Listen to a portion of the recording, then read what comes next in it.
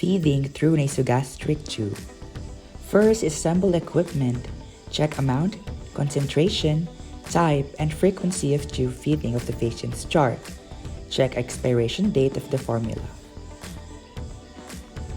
Next is to perform hand hygiene and put on PPE if indicated.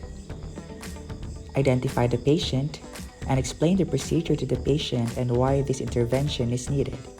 Answer any questions if needed. Assemble equipment on overbed table within reach. Close the patient bedside curtain or door. Raise bed to a comfortable working position. Position the patient with head of the bed elevated at least 30 to 45 degrees or as near as normal position for eating as possible.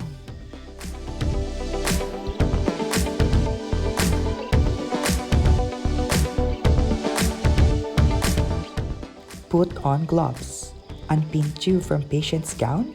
Verify position of the marking of the tube at the nostril.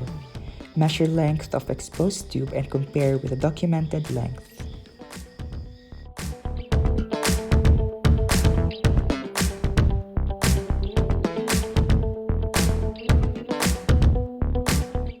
Attach syringe to the end of the tube and aspirate a small amount of stomach contents.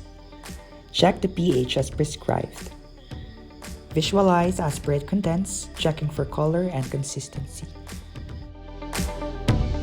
If it's not possible to aspirate contents, assessment to check placement of inclusive and exposed tube length has changed or there are any other indication that the tube is not in place.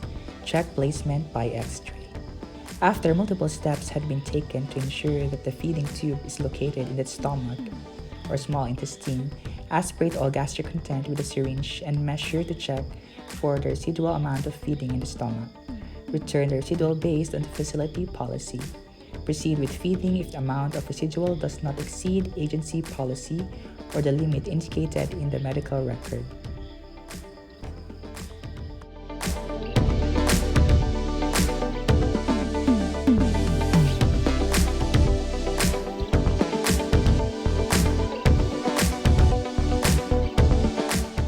Flush tube with 30 ml of water for irrigation. Disconnect syringe from tubing and cap end of tubing while preparing the formula feeding equipment. Put on gloves before preparing, assembling, and handling any parts of feeding system. We may proceed to administering feeding.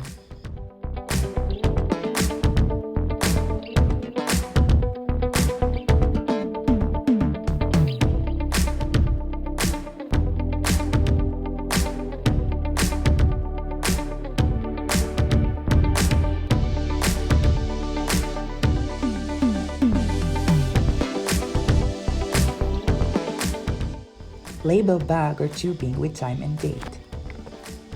Hang feeding container on IV pole and allow solution to flow throughout tubing. After that, connect to feeding pump following manufacturer's direction and set rate. Maintain the patient in upright position throughout the feeding. If the patient needs to temporarily lie flat, the feeding should be paused. The feeding may be resumed after the patient's position has been changed back to 30 to 45 degrees.